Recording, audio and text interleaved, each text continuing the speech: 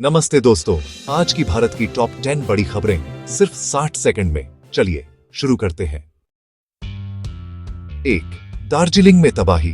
भारी बारिश और भूस्खलन से दार्जिलिंग में अब तक 24 लोगों की मौत, कई लापता। सेना और एनडीआरएफ की टीमें लगातार राहत बचाव में जुटी हैं। 2. जलवायु बीमा योजना।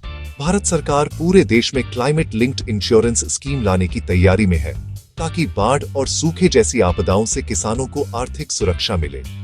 3. ब्रिटिश पीएम का भारत दौरा।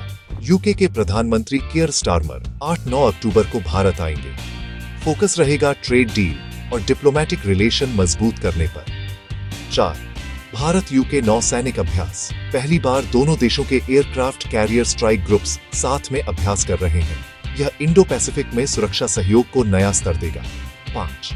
सोने की नई ऊंचाई। दिल्ली में सोने का भाव आर सम्मानीय का 37,300 प्रति 10 ग्राम, अब तक का सबसे ऊंचा स्तर। वैश्विक मंदी और डॉलर की कमजोरी से बढ़ी कीमतें। 6. आईपीओ मार्केट में बूम। साल के आखिर तक भारत में लगभग $8 अरब के आईपीओ आने वाले हैं। मार्केट में निवेशकों की जबरदस्त दिलचस्पी देखी जा रही है। 7. रुपया बनेगा इंटरनेशनल करेंसी। आरबीआई ने नए रिफॉर्म्स के तहत भारतीय रुपया को ग्लोबल ट्रेड में प्रमोट करने की तैयारी की है।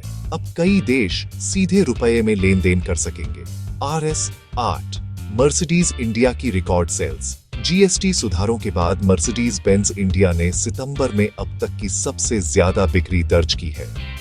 9. एयर इंडिया की नई उड़ान। अब भारत से फिलीपींस के लिए सीधी फ्लाइट शुरू। टूरिज्म और बिजनेस कनेक्टिविटी को मिलेगा नया बूस्ट। 10.